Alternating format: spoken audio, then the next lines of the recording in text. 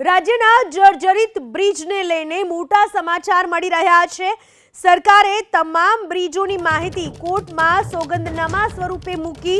100 વર્ષથી વધુ જૂના 8 હેરિટેજ બ્રિજ, જે પૈકીના 5 અત્યારે સદંતર બંધ છે। આ વિગતો મૂકવામાં આવી છે। જૂના જે બ્રિજો છે, 2 હેરિટેજ બ્રિજ ઉપર ભારે વાહનો માટે પ્રતિબંધ લગાવવામાં આવ્યો છે, 5 સદંતર બંધ છે। આ એવા બ્રિજ છે જે 100 વર્ષથી પણ વધારે જૂના છે।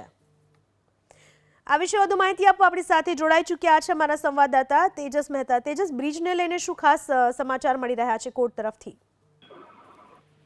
જી, ગુજરાત હાઈકોર્ટ સમક્ષ 2 અલગ અલગ જાહેર હિતની અરજીઓ ચાલી રહી છે। એક જે મોરબી ઝૂલતો પુલ તૂટ્યો તે બાબતે જે કોર્ટે સંજ્ઞાન લીધું છે તે અરજી, અને સાથે જ ગોંડલની અંદર જે હેરિટેજ બ્રિજ છે તેવા 2 હેરિટેજ બ્રિજ છે તેમની જે સ્થિતિ છે તેને લઈને કોર્ટે આ પહેલા જે ટકોર કરી હતી, આ તમામ મુદ્દાને લઈને ગુજરાત હાઈકોર્ટ સમક્ષ જે સોગંદનામા રજૂ થયા છે તેની અંદર સૌથી મોટી વિગત જે સામે આવી રહી છે, જે હેરિટેજ બ્રિજ છે 5 જેટલા હેરિટેજ બ્રિજને હાલ સદંતર બંધ કરી દેવામાં આવે છે। હાઈકોર્ટે આ પહેલા ટકોર કરી હતી કે હેરિટેજની જાળવણી થવી જોઈએ।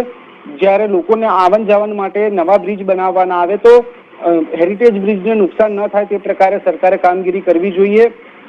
આર્કિયોલોજીકલ સર્વે ઓફ ઇન્ડિયાની પણ મદદ લેવા માટે કોર્ટે ટકોર કરી હતી। તે બાબતે પણ સરકાર કટિબદ્ધ હોવાનું આ સોગંદનામાની અંદર કહેવામાં આવ્યું છે।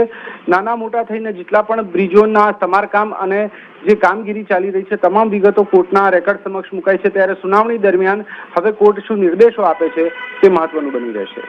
જી।